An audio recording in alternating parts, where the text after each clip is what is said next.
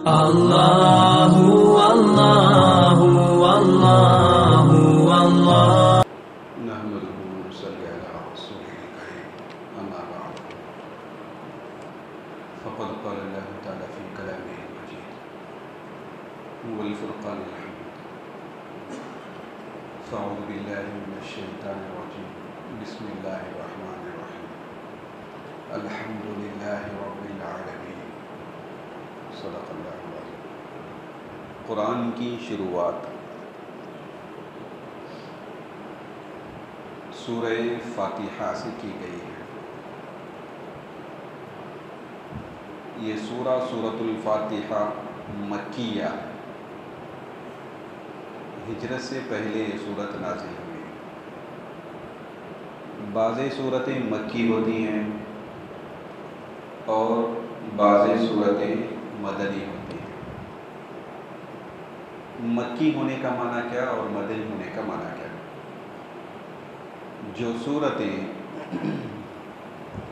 ہجرت سے پہلے نبوت کے بعد 13 سال آپ علیہ السلام مکہ میں رہے، تو اس وقت جو سورتیں اور جو آیتیں نازل ہوئی ان کو مکی کہا جاتا ہے۔ 13 سال تک جو سورتیں اور جو آیتیں نازل ہوئی ان کو کیا کہا جاتا ہے؟ مکی۔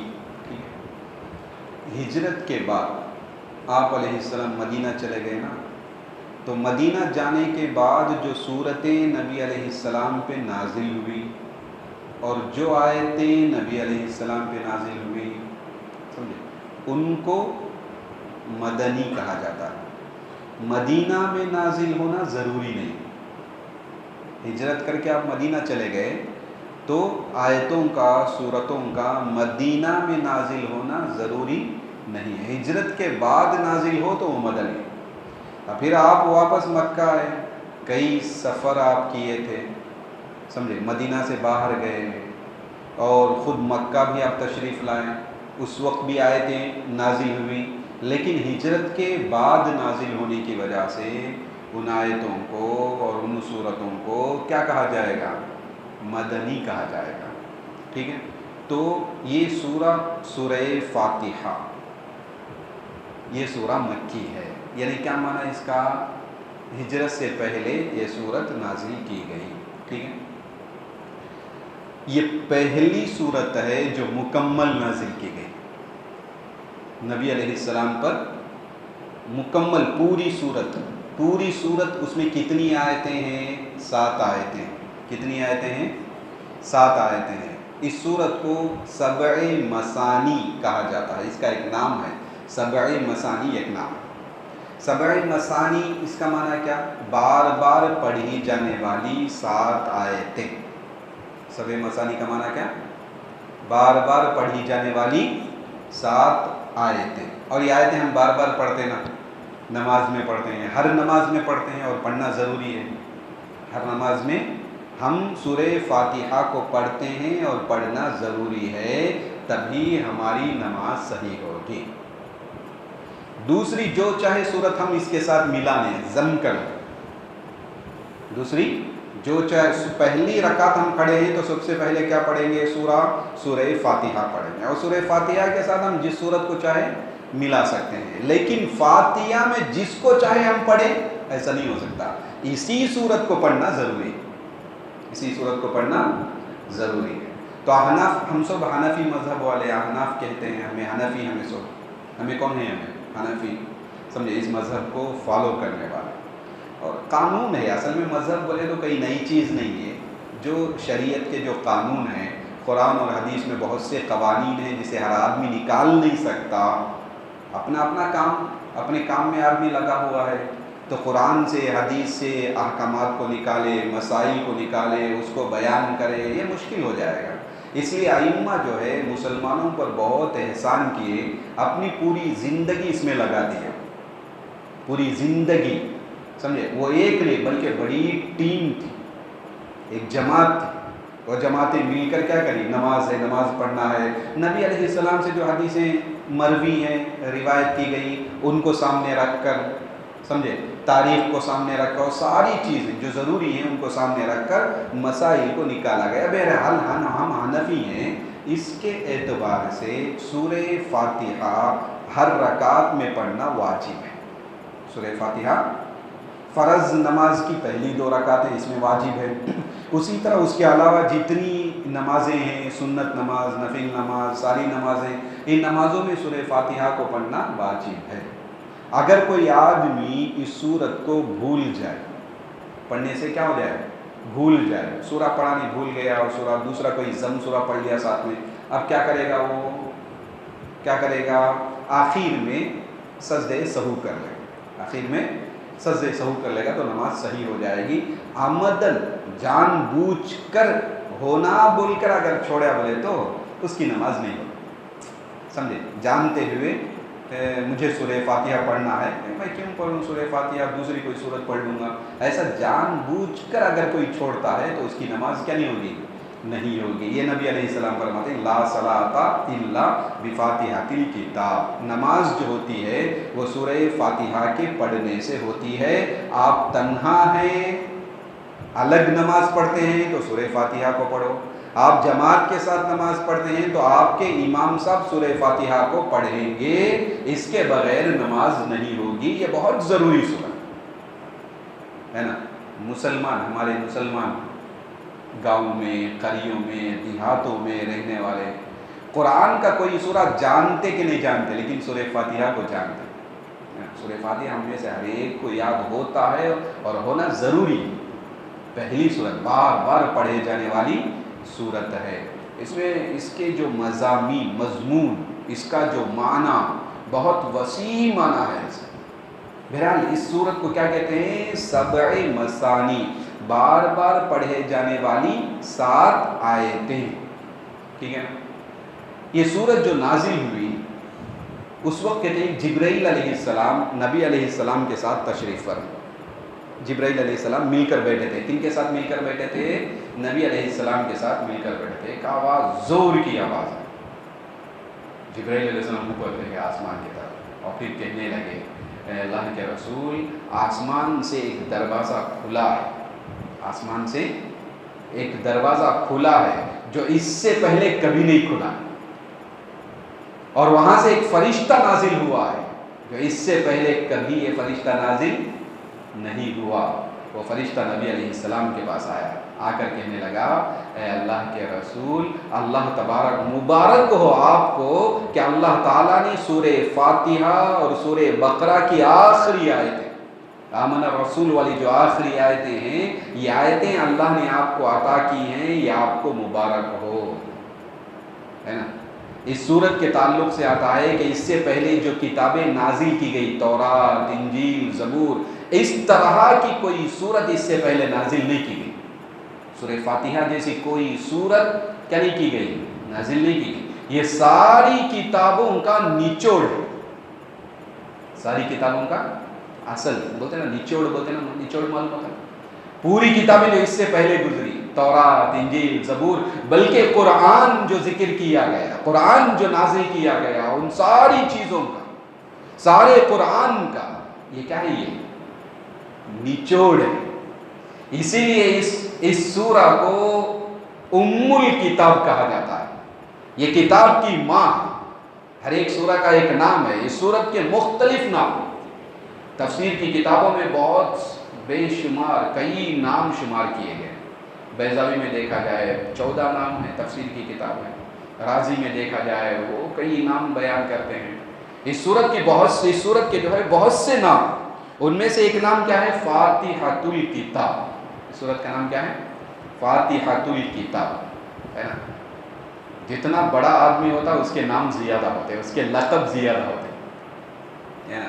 ایک آدمی ہے جس کے اندر صفات زیادہ ہیں، جس کے اندر بہت زیادہ صفات کا حامل ہے، وہ بہت سے اپنے اندر صلاحیت رکھتا ہے، تو اس کو کیا کہتے ہیں، یہ صاحب ایسے ہیں سخی ہیں، یہ صاحب ایسے ہیں مالدار ہیں، یہ صاحب ایسے ہیں کہ یہ جو ہے ان کا فلاں پوسٹ ہے، اور یہ جو ہیں یہ فلاں ہیں، یہ فلاں ہیں، فلاں، کتنے نام، کتنے صفات گناتے نا، آدمی جتنا بڑا ہوگا اس کے کیا ہوں گے؟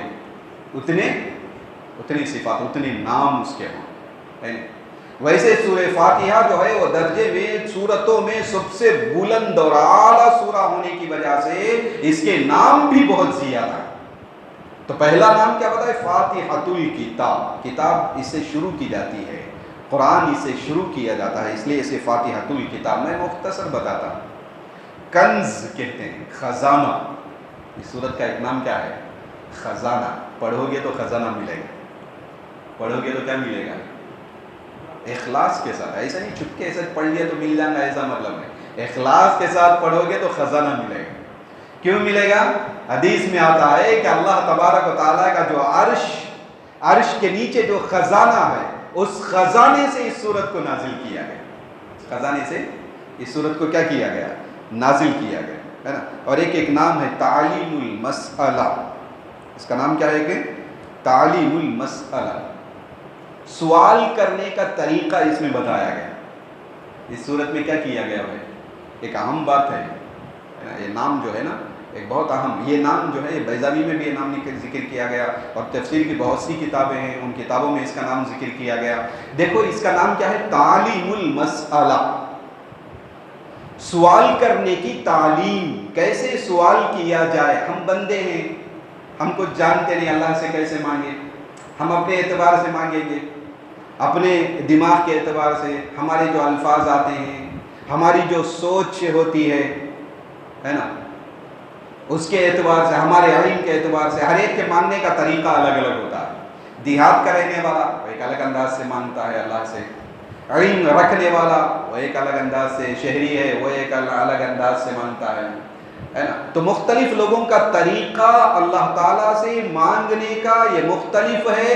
اللہ نے اس صورت میں ایک طریقہ بتایا کہ اللہ سے کیسے مانگا جائے. اللہ سے کیسا؟ سب سے پہلے اللہ کی تعریف. 3 قدم. سب سے پہلے ہم اللہ سے مانگنا ہے تو کیا کرنا ہے؟ اللہ کی تعریف کرنا ہے. اس لیے کہ اس کا معنی کیا؟ الحمدللہ رب العالمین. ساری تعریفیں اللہ کے لیے ہیں جو عالمین کا، سارے جہاں کا پروردگار ہے نا. اس میں سب سے پہلے کیا کی گئی؟ اللہ تبارک و تعالیٰ کی تعریف کی گئی. کی گئی نہیں کی گئی؟ اس کے بعد اللہ کے صفات بیان کیے گئے. اللہ کے صفات بیان کیے گئے. کیا کہے کر؟ اے اللہ آپ ایسے ہیں کہ آپ کے صفات بہت بلند و بالا ہیں. اے اللہ آپ رحمان ہیں، اے اللہ آپ رحیم ہیں، اے اللہ آپ مالک ہیں، اے اللہ آپ کون ہیں. یوم جزا کا اختیار اور ملک سب آپ کے پاس ہے. آپ بڑے بڑے صفات کے حامل ہیں. اللہ کی صفات گنائی جائے. ہمیں جو اللہ کے نام معلوم ہے، اللہ آپ بہت رحیم ہیں، بہت کریم ہیں، اللہ آپ غفور ہیں، گناہوں کے معاف کرنے والے ہیں، اللہ مالک ہیں. اس طرح کیا کیا جائے؟ پہلے اللہ کی تعریف کی جائے، اللہ کے صفات کو ذکر کیا جائے، پھر یہ بتایا جائے اللہ ہم عاجز ہیں. ہم کیا ہیں؟ عاجز ہیں. ہم کسی کے آگے جھکتے نہیں ہیں، اللہ تیرے ہی آگے ہم جھکتے ہیں. اے اللہ ہم کسی کی عبادت نہیں کرتے، تیری ہی ہم عبادت کرتے ہیں. اے اللہ ہم کسی سے مانگ نہیں سکتے، کس کے پاس جا کر مانگے؟ کون دینے والا ہے؟ کون ہماری حاجت کو پورا کرنے والا ہے؟ ہر آدمی اپنے میں لگا ہوا ہے، اپنی ضرورت کے پیچھے ہے. یہ آدمی ہے، انسان ہے، انسان کے اعتبار سے ہر ایک آدمی کی ایک ضرورت ہے. ہر آدمی اپنی ضرورت کے پیچھے لگا ہوا ہے. وہ اس کی ضرورت کے پیچھے، تو میں اپنی ضرورت اس کے پاس کیسے مانگوں؟ اے اللہ تو کسی ضرورت کی طرف محتاج نہیں ہے، تیرے لیے کوئی ضرورت نہیں، تو کسی چیز کا محتاج نہیں. دنیا کے سارے انسان محتاج ہیں، تو کسی کا محتاج نہیں ہے. اپنی عاجزی کو اللہ کے سامنے ظاہر کیا جائے، یہ بتایا جائے اے اللہ ہم تجھ ہی سے مانگنے والے ہیں. اس کے بعد اللہ سے اپنی ضرورت کو مانگا جائے. اہدنا الصراط المستقیم. اے اللہ دعا، یہ دعا یہاں سکھائی گئی ہمیں. اس کے بعد جو دعا ہماری ہے، ہماری جو ضرورت ہے، اے اللہ فلاں حاجت ہے اس کو پورا فرما، اے اللہ فلاں ضرورت ہے اس کو پورا فرما، اے اللہ شفا عطا فرما، اے اللہ عافیت عطا فرما، اے اللہ فلاں چیز ہے یہ عطا. تو مانگنے کا طریقہ پہلے اللہ کی تعریف ہو، پھر اللہ کے صفات کو ذکر کیا جائے، ٹھیک، پھر اپنی عاجزی کو اللہ کے سامنے ظاہر کیا جائے، ٹھیک، پھر اس کے بعد ہم اللہ سے اپنی ضرورت کو مانگے. یہ سورہ فاتحہ ہمیں یہ طریقہ بتاتا ہے. سمجھ میں آ رہی بات؟ اس کے بعد کبھی ایسا دعا کر کے دیکھو، دعا کرنے میں مزہ آئے. دعا کرنا اس لیے کہ سورہ فاتحہ یہ دعا یہ سورہ ہے بھائی. تعلیم المسئلہ، اسی اعتبار سے اس کو کیا کہا جاتا ہے؟ تعلیم المسئلہ. یہ سوال کرنے کا طریقہ اس میں بتایا گیا. اللہ سے مانگنا ہے تو اس انداز سے اللہ سے مانگو. اور ایک نام ہے اس کا شفا، شافیہ اور شفا، شفا دینے والی. یہ سورت کیا کرنے والی ہے؟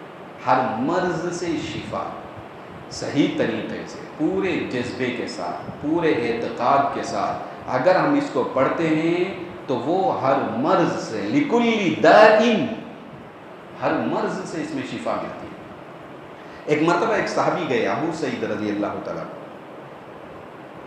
سفر میں گئے، جا کر ایک جگہ قیام کیے، وہاں سے باندھی آئی، دوڑ کر آئی، آ کر کہنے لگی کہ بھائی ہمارا جو مالک، ہمارا جو سردار ہے اسے سام ڈس لیا. کیا ڈس لیا؟ سام ڈس لیا. اب پریشان ہے، علاج کرنے والا کوئی نہیں ہمارے قبیلے میں، آپ لوگوں کے پاس کوئی علاج کرنے والا ہے کیا؟ اگر علاج کرنے والا ہے تو براہ کرم ہمارے پاس آئے اور آ کر ہمارے سردار کا علاج کرے. ابو سعید خدری رضی اللہ تعالیٰ عنہ فرماتے ہیں کہ میں گیا علاج کرے، کہ دیکھا جائے، علاج کیا جائے. وہاں گیا اور جانے کے بعد سورہ فاتحہ کو میں نے پڑھ کے دم کیا، بار بار دم کیا، یہاں تک کہ اس کا زہر ختم ہو گیا. کس کا زہر ختم ہو گیا؟ سانپ کا زہر ختم ہو گیا. اور پھر اب یہ علاج کیے نا، علاج کے لیے ڈاکٹر جیسے پیسے لیتا ویسے جو ہے ان لوگوں سے بکریاں لے کر، بعض روایت میں 300 آتا ہے، بعض میں کوئی تعداد آتی ہے 300 یا کچھ بکریاں جو ہے علاج کے بطور کیا ہے عوض کے، اس کو کیا کیے؟ بکریوں کو لے کر آئے. اب لانے کے بعد ان کو شبہ ہو گیا، بھائی ہمیں یہ سورہ پڑھے، یہ اللہ کا کلام ہے، اللہ کی صورت ہے، اس میں اللہ نے شفا رکھا ہے، لہٰذا ہم نے پڑھا، شفا مل گئی، لیکن اس کے عوض ہم کیا کیے؟ بکریاں لے لیے نا، یہ لینا صحیح کی نہیں کی؟ یہ شبہ پیدا. نبی علیہ السلام کے پاس آئے تو نبی علیہ السلام سے دریافت کیا، اللہ کے رسول ایسا ایک واقعہ پیش آیا کہ ہاں وہ سردار جو ہے مریض سام ڈس لیا، ہم گئے اس کا علاج کرائے اور اس کو میں نے دم کیا اس صورت کو، اس سے اس کو شفا ہو گیا اور ہم نے یہ لیا ہے. تو اللہ کے نبی نے فرمایا صحیح ہے، ٹھیک ہے، کوئی غلط کام نہیں ہے، لیکن مجھے یہ بتاؤ، آپ کا لینا تو صحیح ہے، آپ نے لے لیا، آپ کا لینا صحیح ہے، لیکن مجھے یہ بتاؤ تمہیں کیسے پتا چلا کہ یہ سورہ شفا ہے؟ اس لیے کہ نبی علیہ السلام کو اس کا علم ہے، آپ علیہ السلام جانتے ہیں کہ یہ سورہ شفا ہے، لیکن صحابہ کو کیسے معلوم ہوا؟ تو اللہ کے نبی تعجب سے دریافت کرتے ہیں، یہ بتاؤ کہ تمہیں کیسے معلوم ہوا کہ یہ سورہ شفا ہے؟ سمجھ میں آ رہی بات؟ تو اس سورت کا ایک نام کیا ہے؟ سورہ شفا. تو ہم کو کیا کرنا؟ جو بھی ضرورت پڑے، حاجت پڑے، کوئی مرض ہے، ہم مولوی صاحب کو جا کے تلاش کریں. بہرحال ان کی زبان پہ ایک اثر ہوتا ہے، جو پڑھنے والے ہوتے ہیں نا، ذکر کرنے والا ہوتا ہے نا، ذکر کرنے والے کے زبان پہ ایک اثر ہوتا ہے. جیسے آنکھ میں ایک اثر ہوتا ہے، نظر بد، نظر لگ جاتی، کیسا لگتی؟ کوئی دیکھا، نظر غلط طریقے سے دیکھا، نظر لگ گئی، لگتی نا، آنکھ میں اثر ہے نہیں، ویسے دم میں بھی اثر ہوتا ہے. اللہ کا کلام ہے نا بھائی، یہ کس کا کلام ہے؟ اللہ کا کلام ہے. کلام پڑھ کے دم کیا جائے تو اس میں کیا ہوتا ہے؟ ایک اثر ہوتا ہے. تو بہرحال اس سورہ کو ایک نام رکھا گیا سورہ شفا، ٹھیک ہے. اور ایک نام ہے سوال. امام راضی رحمۃ اللہ علیہ فرماتے ہیں یہ اس سورت کا ایک نام کیا ہے؟ سوال ہے. سمجھے؟ ایک حدیث ہے، کہتے ہیں من شغلہ ذکری عن سوالی آتیتہ افضل ما آت السائلین. جو میرے ذکر میں لگا رہا اور جس کی وجہ سے وہ مجھ سے مانگنے سے رہ گیا. سمجھے؟ بعض لوگ اللہ کے پاس مانگتے بیٹھے، دعا کرتے بیٹھے، مانگتے بیٹھے، اور بعض لوگ جو ہے اللہ کا ذکر کر لے کر بیٹھے. اب یہ ذکر کرنے کی وجہ سے نہیں مانگتا ہے تو اللہ کہتے ہیں مانگنے والے کو جو دیتا ہوں وہ ذکر کرنے والے کو بھی میں وہ دیتا ہوں. اس لیے کہ مانگنے سے اسے جو چیز نے روکا ہے، کون سی چیز روکی ہے؟ میرے ذکر نے روکا ہے. میرے کیا کیا ہے؟ ہے نہیں. ایک طرف ہے قرآن کا پڑھنے والا اور ایک صاحب ہیں کہ وہ اللہ سے سوال کرتے ہیں, اللہ سے دعا کرتے ہیں, مانگتے ہیں, اور دوسرے صاحب وہ اپنی حاجت کو دریافت اللہ سے مانگنا ہے, دعا کرنی ہے, لیکن وہ ذکر میں لگے ہوئے اور قرآن کی تلاوت میں لگے ہیں. تو اللہ تبارک و تعالیٰ اس حدیث مرفوع میں فرماتے ہیں سوال مانگنے والے کو میں جو دیتا ہوں وہ ذکر کرنے والے کو بھی میں دیتا ہوں, اس لیے کہ مانگنے سے جو چیز نے روکا ہے وہ میرا ذکر کرنے نے اس کو روکا. سمجھ میں آئی بات؟ تو سورہ فاتحہ پڑھنے کو رہے تو اللہ بہت سی چیزیں دے دیتا ہے. اس کا حاصل کیا ہے؟ مانگے بغیر ہم اپنی ضرورت کو تو اللہ سے ہی مانگنا ہے نا. عاجز بندے جتنا مانگو, جتنا مانگ سکتے ہو مانگو. اللہ اس کو پسند کرتے ہیں, مانگو بلکہ اللہ چاہتے ہیں. اس میں اللہ کو فخر حاصل ہے, بڑائی حاصل ہے. اللہ اس کو پسند کرتے ہیں, میرے بندے آئے میرے دربار پہ اور مجھ سے مانگے, یہ اللہ اس کو پسند فرماتے ہیں. لیکن یہ بات یہ ہے کہ سورہ فاتحہ ایک سوال ہے, لہذا اگر سورہ فاتحہ کوئی پڑھتا رہا اور اس پڑھنے کی وجہ سے وہ سوال کرنے سے رہا, دعا کرنے سے رہا, اس کو دعا کا موقع نہیں ملا, تو بھی اللہ تبارک و تعالیٰ مانگے بغیر وہ ساری چیزیں اسے عطا فرما دیں. سمجھ میں آ رہی ہے بات؟ سورہ فاتحہ پڑھ لے گو رہے تو بہت زیادہ چیزوں سے اللہ نوازتے ہیں, بہت زیادہ چیزوں سے کیا کرتے ہیں اللہ نوازتے ہیں. بہرحال اس سورہ میں کیا بتایا گیا؟ الحمدللہ, ساری تعریفیں اللہ کے لیے, ساری تعریفیں اللہ کے لیے. دیکھو بھائی, قرآن کا پہلا سورہ ہے نا, اور اس کا پہلا لفظ ہے نا, یہ ایسے ہی نہیں لایا گیا, اس میں بہت معنی ہے. سمندر کا سا معنی کتابوں میں لکھے ہیں. اس میں کیسا معنی ہے؟ جیسے سمندر کے اندر گہرائی ہوتی, نفع بخش چیزیں ہوتی ہیں, نفع اٹھانے والی بہت سی مفید اور قیمتی چیزیں جیسے سمندر کے اندر پائی جاتی ہیں. قیمتی موتیاں ہیں اندر سمندر میں جا کر, ہے نا, وہ کیا کہتے ہیں, ڈیپ سی بولتے ہیں نا, سمندر کے اندر گہرائی میں آدمی چلا گیا, کیسی قیمتی چیزیں ملتی ہیں, موتیاں ملتی ہیں. اس میں ہم بچے کتابوں میں پڑھتے ہیں, فرید والا ایک لفظ پڑھتے ہیں, یکتا موتی, بڑا موتی ملتا, بہت زیادہ قیمتی. یہ موتیاں قیمتی چیزیں سمندر کے اندر موجود ہیں. ویسے اس قرآن میں اللہ نے سمندر سمانا رکھا ہے, اور یہ قرآن کا جو پہلا سورہ اور اس کا جو پہلا لفظ ہے, یہ لفظ سادہ نہیں, ایسے ہی نہیں لایا گیا, بلکہ ایک کثیر معنی ہے. یہ معنی اس کا کیا ہے؟ دیکھو, کوئی بھی کام کیا جائے تو اللہ اس بات کو پسند فرماتے ہیں کہ وہ کام اللہ کے حمد سے, اللہ کی تعریف سے اس کام کو شروع کیا جائے. اللہ اس کو پسند فرماتے ہیں, ہے نا. کل امر ذی بال لم یبدا بحمد اللہ فهو ابتر وقتا وعجزا. کوئی بھی کام شروع کیا جائے, جیسے بسم اللہ کے بارے میں ہے, ہر کام سے پہلے کیا کرو بھائی, بسم اللہ پڑھو آتا نا, ویسے ہر کام سے پہلے الحمدللہ, یا کام ہونے کے بعد الحمدللہ پڑھو, یہ بھی آتا ہے, تبھی وہ کام کیا ہوتا ہے, مبارک ہوتا ہے. دیکھو حمد, ہم قرآن نماز میں حمد کرتے ہیں, اللہ کی تعریف کرتے ہیں, اور کوئی دعا آپ کرتے ہوئے دیکھیں گے امام صاحب دعا کرتے ہیں, دعا میں آپ نوٹ کریں کیا, سب سے پہلا لفظ کیا بولیں گے؟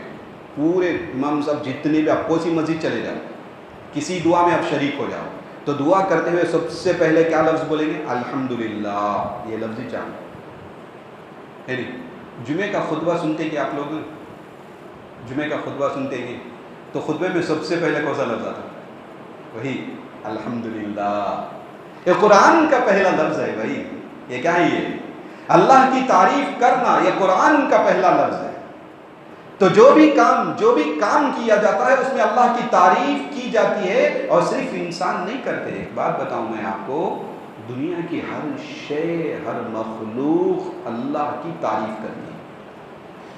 ہمیں آ کر الحمدللہ پڑھ کر اللہ کی تعریف کر دیتے نا, نماز پڑھ کے اللہ کی تعریف کرتے نا, ویسے کائنات کی ہر شے, ہر مخلوق, خواہ اس کے اندر جان رہو یا نہ رہو, جاندار رہا تو بھی ٹھیک, غیر جان رہا تو بھی ٹھیک, ساری چیزیں یا اللہ تبارک و تعالیٰ کی حمد. حمد بولے تو تعریف, حمد بولے تو کیا, تعریف، اللہ تبارک و تعالیٰ کی تعریف کرتے ہیں۔ دیکھو قرآن کی ایک آیت ہے سورہ غافر میں، اللہ فرماتے ہیں الذین یحملون العرش ومن حولہ یسبحون بحمد ربہم۔ دیکھو فرشتوں کے بارے میں اللہ کہتے ہیں بہت سے فرشتے اللہ پیدا کیا ہے، ان گنت کتنے فرشتے ہیں، جیسے زمین کے ذرات ہم گن سکتے ہیں، زمین میں ذرات ہی نہیں، ریتیں نہیں، مٹی ریت میں ایک ایک بول کو گنتے ہوئے بیٹھے تو ہمیں گننے ہوں گا کیا؟ نہیں گن سکتے، اتنے زیادہ ریت ہے نہیں، بولتے نہیں آسمان کے تارے ہم گن سکتے کیا؟ اچھا اتنے پتے ہیں، اتنے پتوں کو ہم گن سکتے، کتنے درخت ہیں اتنے پتے؟ نہیں گن سکتے۔ سمندر ہے، سمندر میں کتنے قطرات ہیں، پانی کے کتنے قطرات ہم گن سکتے کیا؟ نہیں گن سکتے۔ ویسے جیسے یہ ان گنت غیر متعین، ویسے اللہ تبارک و تعالیٰ نے جو مخلوق پیدا کی ہے اور فرشتے جو اللہ نے پیدا کیے ہیں یہ بھی ان گنت ہیں، غیر متعین ہیں، بہت فرشتے، اور سب اللہ کی تعریف کرتے ہیں۔ ان میں سے جو افضل فرشتے اللہ کا عرش اٹھانے والے کون ہے؟ اللہ کا، یہ آیت میں پڑھا نہیں، اس آیت میں کیا بولتے ہیں؟ اللہ فرماتے ہیں الذین یحملون العرش، جو عرش اٹھاتے ہیں۔ اب عرش کون اٹھائیں گے؟ اللہ کے خاص فرشتے کیا کریں گے؟ فرشتوں میں بعض کو بعض پر فضیلت ہے، وہ 4 فرشتے بہت افضل ہیں، جبرائیل علیہ السلام ہے، میکائیل علیہ السلام ہے، اسرائیل علیہ السلام ہے، اسرافیل علیہ السلام ہے، یہ افضل ہے نا سب سے۔ ان کے نیچے بہت سے فرشتے ہیں، عرش کے بازو میں یہ بہت سے فرشتے ہیں، ہر انسان کے ساتھ فرشتے ہیں، ہر بوڑھے کے ساتھ فرشتے ہیں، ہر بچے کے ساتھ فرشتے ہیں، حدیثوں میں آتا ہے جو ان کی حفاظت کرتے ہیں۔ بچوں کی حفاظت فرشتے کرتے ہیں، کم سن چھوٹے چھوٹے بچے ہوتے ہیں، بوڑھے جو کمزور ہوتے ہیں، عمر رسیدہ ہوتے ہیں، ان کی حفاظت کے لیے اللہ تعالیٰ فرشتوں کو متعین کرتا ہے۔ ناگہانی آفت آتی ہے لیکن اس میں دیکھا جاتا ہے کہ بہت سے لوگ ایک عجیب انداز سے بچ جایا کرتے ہیں۔ ان کو بچانے والے کون ہوتے ہیں؟ اللہ تبارک و تعالیٰ متعین کر رکھا ہے حافظہ کو، حفاظت کرنے والے فرشتوں کو اللہ متعین ہے۔ اس طرح بے شمار ان میں جو عرش کے اٹھانے والے فرشتے ہیں، اللہ ان کے تعلق سے فرماتے ہیں یہ اللہ کی حمد بیان کرتے ہیں۔ یہ فرشتے کیا کرتے ہیں؟ اللہ کی تعریف کرتے ہیں۔ اور اسی طرح دیکھو ایک دوسری آیت میں اللہ فرماتے ہیں تسبح لہ السماوات السبع، 7 آسمان اللہ کی تسبیح پڑھتے ہیں اور حمد، الحمدللہ، حمد بیان کرتے ہیں۔ سمجھے کون؟ یہ آیت ہے نا آگے والی جو آیت سورہ اسراء میں ہے، اس میں اللہ فرماتے ہیں دیکھو حاصل کیا ہے اس کا؟ آسمان ہے 7 آسمان، وہ آسمان بھی اللہ کی تعریف کرتے ہیں۔ زمین ہے 7 زمینیں، یہ زمینیں بھی کیا کرتے ہیں؟ اللہ کی تعریف کرتے ہیں۔ آسمانوں کے اندر رہنے والی جو مخلوق ہے، چاند، تارے، ستارے، سیارے ہے نا، پلانٹس وغیرہ، یہ جتنی چیزیں ہیں ان کی وہ بھی جو ہے بے شمار ہیں، انشاءاللہ اس کی تفصیل میں کبھی بتاؤں گا، بے شمار ہیں۔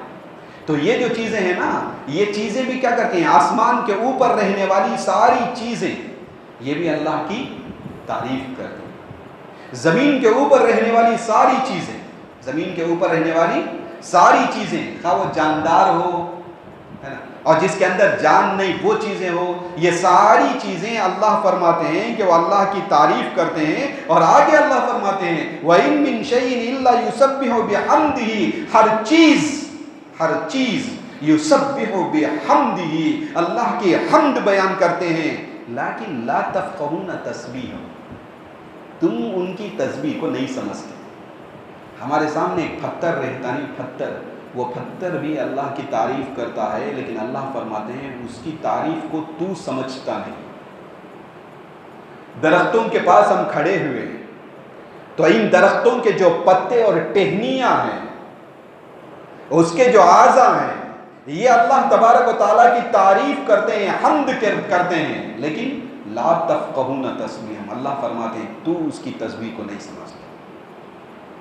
ہم بیل بکروں کے پاس، جانوروں کے پاس ہم کھڑے ہوئے ہیں، جس کو ہم سمجھتے ہیں کہ ان کے اندر کوئی عقل نہیں ہے، ان کے اندر کوئی سمجھ نہیں ہے۔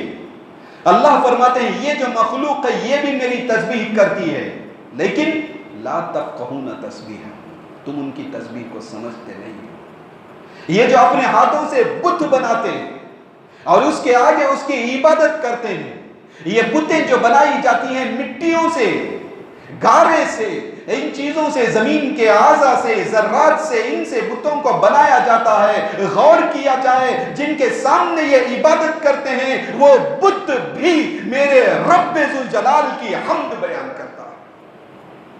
سمجھ میں آ رہی بات؟ بتوں کے آگے وہ لگا جھکتے نا، یہ بت بھی میرے رب کے آگے جھکتا ہے بھائی۔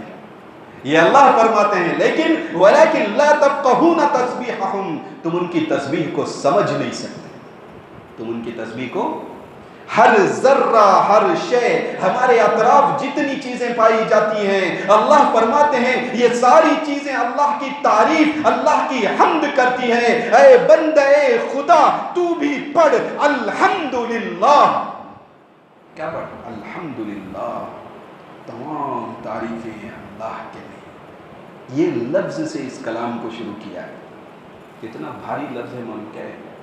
کتنا بھاری لفظ ہے۔ اسی لیے اللہ کے نبی فرماتے ہیں دیکھو بھائی، ہر کام کرنے کے بعد اللہ کی حمد کرو۔ کھاتے ہیں، کھا کر فارغ ہوتے ہیں، اللہ کی بڑی نعمت، کھانا مل گیا، بڑی نعمت۔ کتنے لوگ بغیر کھانے کے رہتے ہیں، اتنی بڑی نعمت ملی، پیٹ سیر ہو گئے، شکم سیر ہو گیا، ہے نا؟ کھانے کے بعد اب حکم دیا گیا آپ کیا کرو؟ شکر ادا کرو اللہ تعالیٰ کا۔ اور شکر کیسے ادا کرو؟ حمد پڑھو۔ کھانے کے بعد کی دعا کیا؟ الحمدللہ الذی اطعمنا، ہے نا؟ اس میں کیا لفظ ہے؟ حمد کا لفظ ہے۔ سوتے ہیں ہم، سوتے ہیں، سو کر اٹھتے ہیں، نیند بڑی نعمت ہے۔ 3 دن نہیں سویا، چند دن نہیں سویا تو بندہ دیوانہ ہو جانا، سمجھے؟ نیند، رات کی نیند آ کر اللہ کی بہت بڑی نعمت ہے۔ ذرہ دیکھو سوئے بغیر 2-4 دن رہ جاؤ، پاگل سا، کسی شراب میں اتنا نشہ نہیں چڑھے گا جتنا نشہ اس میں ہو۔ بڑی نعمت ہے یہ اللہ تبارک و تعالیٰ کی نیند جو اللہ نے عطا فرمائی۔ جن کو نیند نہیں آتی وہ نیند کی گولیاں کھاتے ہیں بھائی، اس نعمت کو ان سے پوچھو کہ کتنی بڑی نعمت ہے۔ نیند کی گولیاں کھانے والوں سے پوچھو کتنی بڑی نعمت ہے۔ ایک بڑی نعمت اللہ نے عطا کی جس سے آدمی کو سکون میسر ہوتا ہے، جس سے آدمی کو راحت میسر ہوتی ہے، آدمی کی تھکان اس سے دور ہوتی ہے۔ اور اللہ نے سکون حاصل کرنے کے لیے رات رکھی۔ رات جو رکھی ہے کس لیے رکھی ہے؟ سکون حاصل کرنے کے لیے اللہ نے رات۔ دن بھر آپ کماؤ، دن بھر آپ کام کرو، تھک جاؤ، اور رات میں جا کر سو کر تم سکون حاصل کرو، اس لیے اللہ نے رات رکھی ہے۔ تو رات میں بیٹھ کر فون دیکھ کر طبیعت کو خراب کرنا ہے، یعنی ایک دن دیکھو ساری رات فون بیٹھ کر دیکھو، دوسرے دن صبح میں دیکھو۔ فجر کو تو ہم نہیں آ سکتے، رات میں فون بیٹھ کر دیکھے بولے تو کیا نہیں کر سکتے ہم؟ یقیناً فجر کو نہیں آ سکتے، ٹھیک ہے؟ اور اس کے بعد ہمارا سارا دن کیسا رہے گا معلوم؟ ایک اجنبی، میں اس دنیا میں نہیں ہوں ویسا رہے گا، ایک عجیب طریقے سے۔ 3-4 دن لگاتار کر دیا تو اس کی حالت ہی بہت خراب ہو جاتی۔ بہرحال یہ بڑی نعمت ہے نا۔ تو سو کر اٹھنے کے بعد ہم کیا دعا پڑھتے ہیں؟ الحمدللہ الذی احیانا بعدما اماتنا والیہ النشور، پڑھتے نہیں پڑھتے؟ اس میں کون سا لفظ ہے بھائی؟ وہی حمد کا لفظ ہے، نہیں تعریف۔ اسی لیے اللہ کے نبی فرماتے ہیں یہ حمد راس الشکری، شکر کی اصل ہے۔ اللہ کا ہمیں شکر کرنا ہے اس کی نعمتوں پر۔ اور اللہ کا شکر کیسے کیا جائے؟ اللہ کا شکر اللہ کی تعریف کے ذریعے، حمد بیان کرنے کے ذریعے اللہ کا شکریہ ادا کیا جائے۔ اللہ کے نبی فرماتے ہیں کہ الحمد راس الشکری، حمد شکر کی اصل ہے۔ اور کسی بندے نے اللہ کا شکریہ ادا نہیں کیا جس نے اللہ کی تعریف نہیں کی۔ بات سمجھ میں آ رہی؟ اس بندے نے اللہ کا شکریہ ادا نہیں کیا جس بندے نے اللہ کی تعریف نہیں کی، ٹھیک ہے؟ جو اللہ کی تعریف نہیں کیا وہ کیا نہیں کیا؟ اللہ کا شکریہ ادا نہیں کیا۔ دیکھو ہر چیز کے بعد نبی علیہ السلام ہمیں تعلیم دیتے ہیں۔ پانی پیتے ہیں، پی کر ختم ہونے کے بعد اللہ کی حمد بیان کرو، کھانے کے بعد حمد بیان کرو، سو کر اٹھنے کے بعد حمد بیان کرو۔ استنجا سے فارغ ہو کر آ گئے آپ، استنجا سے فارغ ہو کر آ گئے۔ یہ فارغ ہونا بھی بڑی نعمت ہے۔ بند ہو گیا تو پھر زندگی گزارنا مشکل ہو جائے.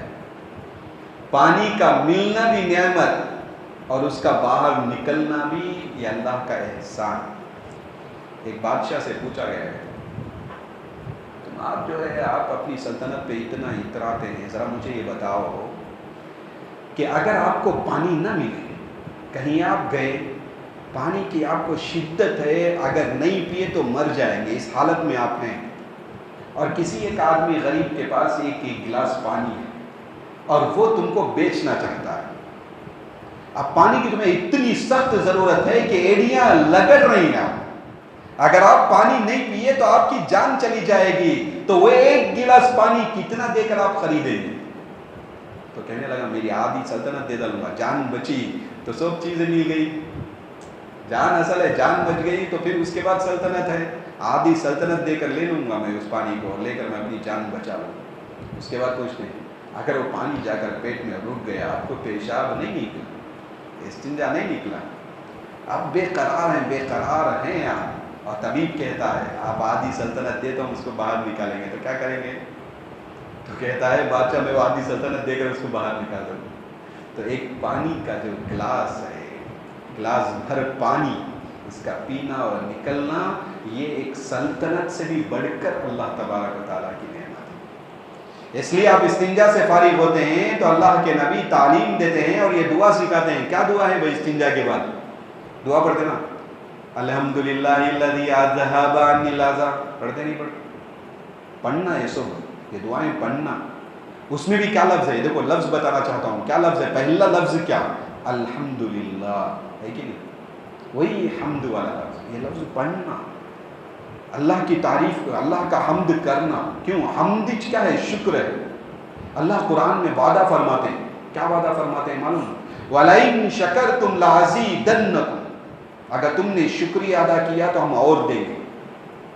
تم نے کیا کیا؟ کھا لیا, آپ نے پیٹ بھر کے کھا لیا, اس کے بعد آپ نے اللہ کی تعریف کی شکریہ کے ارادے سے کہ ہمیں اللہ کا شکریہ ادا کرنا ہے, اس لیے آپ نے اللہ کی تعریف کی, تو اللہ تبارک و تعالیٰ اور دے گا, بہت دے گا, ہے نا.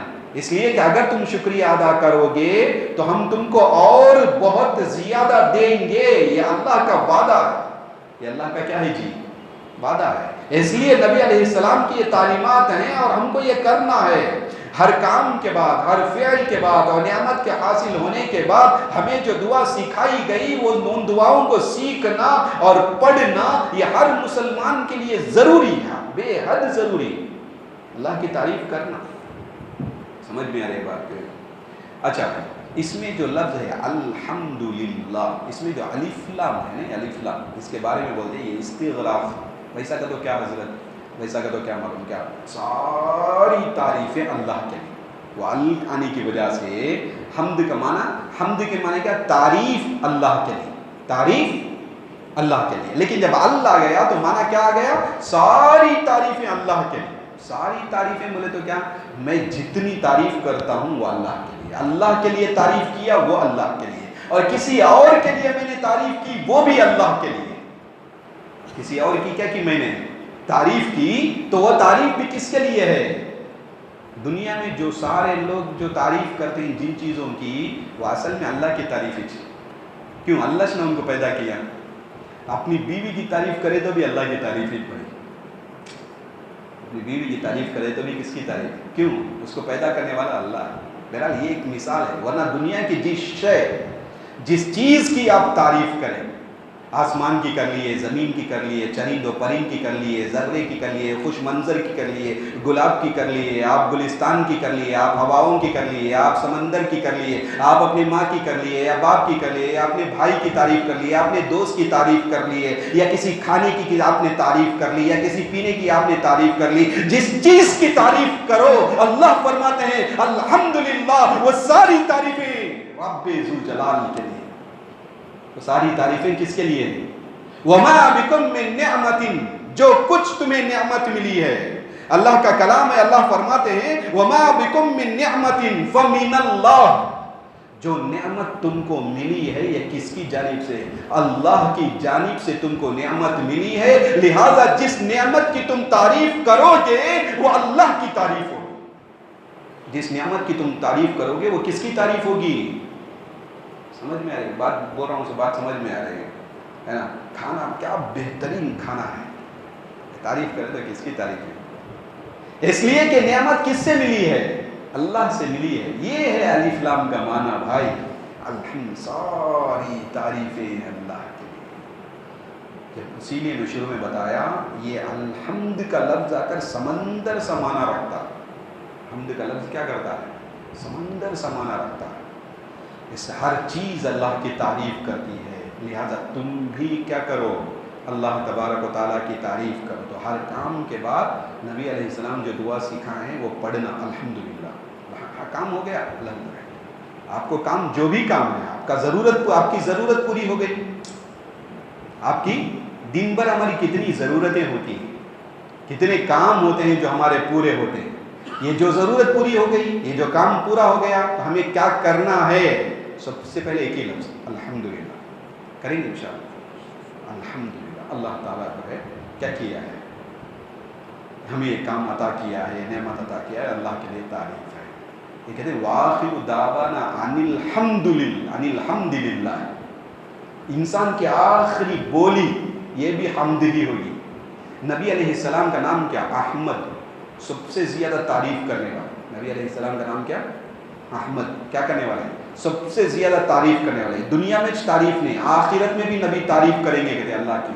حدیث میں آتا ہے قیامت کے دن میں اللہ تبارک و تعالیٰ کی ایسی تعریف کروں گا، اور ایسے کلمات کے ذریعے میں اللہ کی تعریف کروں گا، ان کلمات کو قیامت میں اللہ میرے دل میں ڈالے گا، القا کرے گا، اور آج میں ان کلمات کو نہیں جانتا، اس دنیا میں، اس حیات میں ان کلمات کو میں نہیں جانتا اور میں اللہ کی تعریف نہیں کر سکتا، لیکن قیامت کے دن ان کلمات کے ذریعے اللہ کی تعریف کروں گا۔ اللہ کی تعریف دنیا میں بھی ہے، اللہ کی تعریف قیامت میں بھی کی جائے گی، اور آخرت میں بھی اللہ کی تعریف کی جائے گی۔ آخرت میں بھی کیا کی جائے گی؟ سمجھے؟ ہم امت محمدیہ نا، اس لیے ہم اللہ کی زیادہ تعریف کرنے والے بندے ہیں۔ آتا ہے حدیث میں آتا ہے لیوائے حمد نبی کے ہاتھ میں ہو۔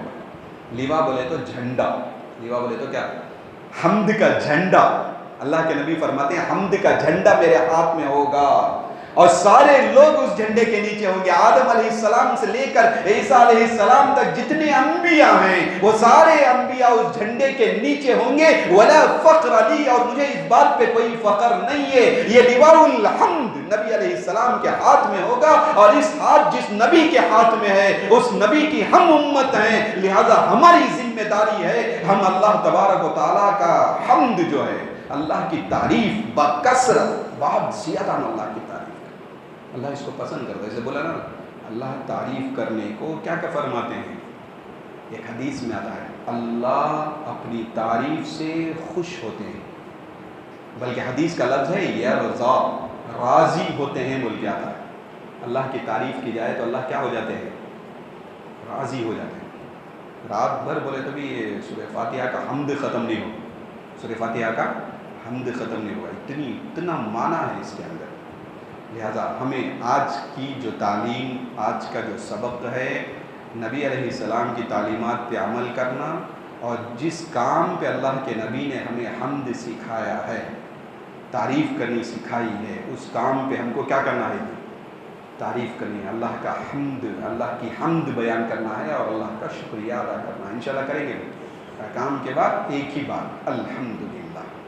اللہ سے دعا ہے کہ اللہ سنے اور سنانے سے زیادہ عمل کرنے کے اللہ ہمیں توفیق عطا فرمائے۔ آمین۔ وآخر دعوانا الحمدللہ۔